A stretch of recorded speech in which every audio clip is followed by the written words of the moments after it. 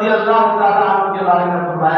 فرمایا لو کان بعدی نبی لکان عمر، اے لوگوں اگر میرے بعد کسی نبی بننا ہوتا تو وہ عمر ہوتا، لیکن فرمایا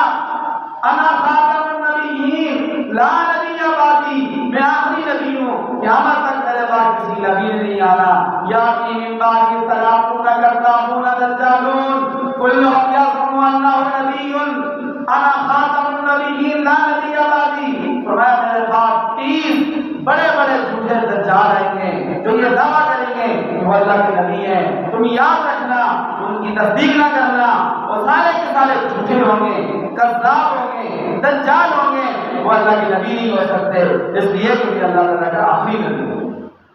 اور حضور نے بھی فرمایا پہلی امتوں میں محدث ہوتے تھے،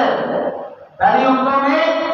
محدث ہوتے تھے۔ محدث کہتے ہیں ایسے بندے کو جس کے دل میں اللہ تعالیٰ اپنی جانب سے کوئی بات ڈال دے، اس کو محدث کہتے ہیں۔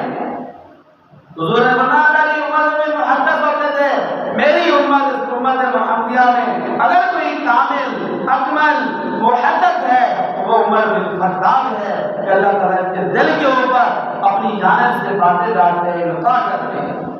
نبی کی عمر وہی ہوتی ہے، تو جو محدث ہوتا ہے اس کے دل میں اللہ تعالیٰ وہی تو نہیں ہوتی، لیکن اللہ تعالیٰ اس کے دل میں بات ڈالتے ہیں، اور وہ جو بات زبان سے کرتا ہے اللہ تعالیٰ اس کی بات کو سچا کر دیتا ہے۔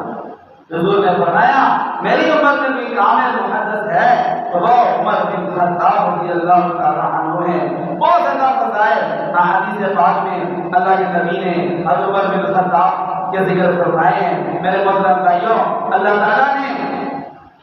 بار بار پیارے نبی صلی اللہ علیہ وسلم نے ارشاد